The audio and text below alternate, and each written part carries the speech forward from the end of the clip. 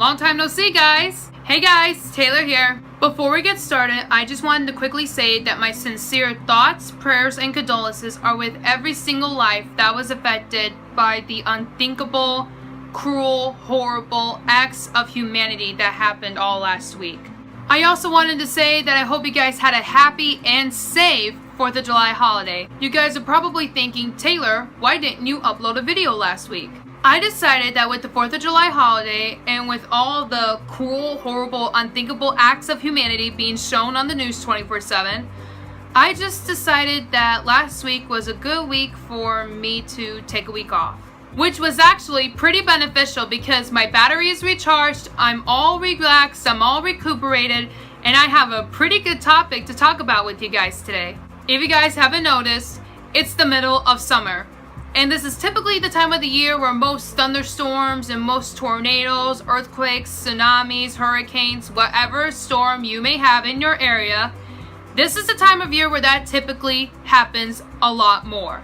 And coincidentally, during last week, my week off, we actually had a pretty bad thunderstorm in the middle of the night. So last night, I decided to go ahead and talk to you guys about my insight and my experiences with thunderstorms and tornadoes. Alrighty guys, with all that being said, let's get talking. I hate thunderstorms. I do. I just do not like thunderstorms. I despise thunderstorms with a living passion. I'm pretty sure you guys can figure out the reason why. I've mentioned this several times throughout my videos and throughout the past 7 months. I am really sensitive to loud noises and flashing lights. That is what typically a thunderstorm consists of. Flashing lights and loud noises. Now tornadoes, that's a different story. I used to be so incredibly petrified of tornadoes. I used to despise tornadoes as much as I currently despise thunderstorms. And the more that I learned about them and the more that I watched these videos, the more fascinating tornadoes actually were. They're actually pretty cool to learn about. Now the only time that I will be afraid of a tornado is if it is in my area. Otherwise, not afraid of it. Another big factor that petrifies me the most is the panicking. Have you guys ever gone through the whole entire storm and you're watching the news and then there's that one weatherman, that one newscaster that is like, this is heading our way, we need to take cover right now, go to your basement, go to your shelter, go to any enclosed area that is away from a window? Yeah, that makes me feel pretty petrified and a little bit panicky myself. Anytime that someone freaks out over these storms, I immediately go into panic mode. I'm like, what's going on? What's happening? Like, do I do this? What do I do? Do I grab extra candles? Do I grab a flashlight? Do I go downstairs in the basement and wait until the storm is over? What do I do? I get into that type of mode. What happens with me is that I'm able to feel emotions and the panic of others more intensely.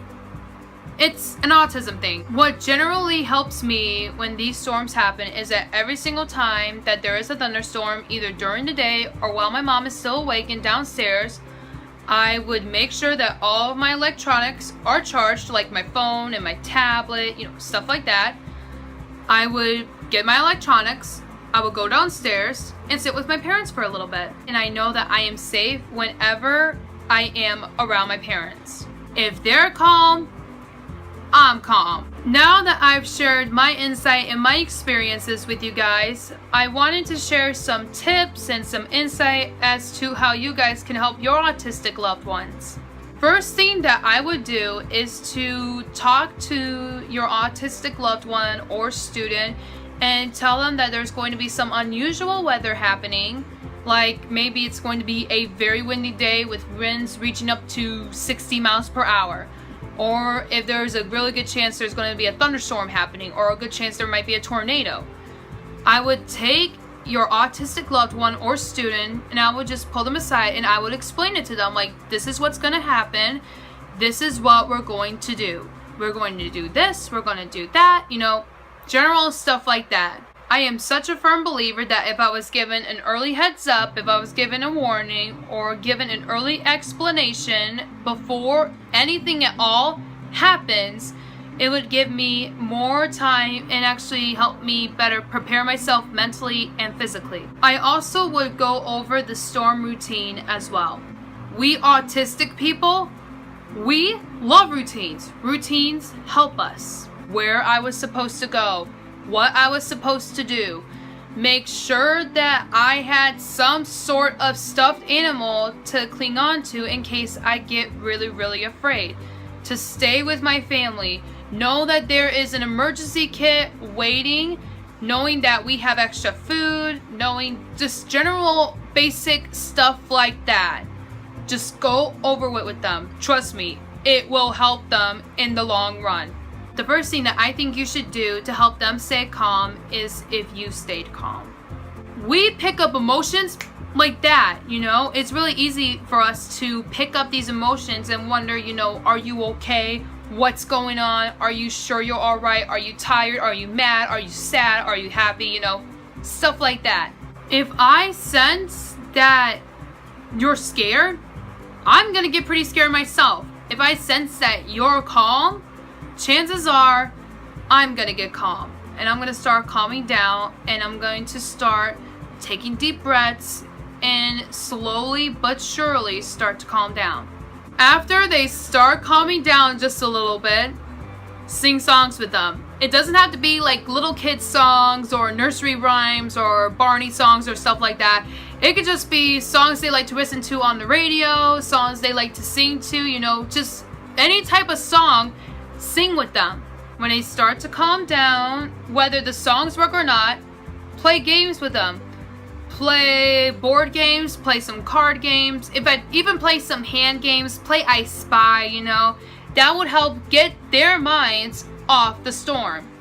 That'll help get their minds off of the panic. That'll get them distracted and they'll be focused on what you're doing. And when they see that you're having fun, they might have some fun too. You never know. Once you've been given the all clear that the storm is completely gone, if the electricity still works, put on your autistic loved one's favorite TV show. When I was a kid, my mom would always put on Where's God When I'm Scared by VeggieTales after every storm we had. That has helped me so much when I was a kid. It made me feel good knowing that God was watching over me and that He is bigger than any storm that is put in our lives. Die-hard avid VeggieTales lover, right here. But all in all, even if a storm happens, they're gonna generally feel scared and overwhelmed, which is how I typically feel. Just let them know that it's okay and that it's just a storm and that it's going to pass, and just kind of try to take their mind off of it and just make them feel better, make them happy, make them laugh a little bit, even if they're scared. And if you do that, I am pretty sure that they're gonna wound up being okay. Well guys, that's it for this video. Thank you so much for watching. Go ahead and give this video a big thumbs up if you guys liked it. Also in the comments below, tell me some tips of what helps you get through thunderstorms. I look forward to reading and replying to your responses below. And finally, as always, if you guys like my videos and want to see more videos from me in the future, go ahead and give this channel a subscribe. Well guys, that's it for now. Until next time, bye bye.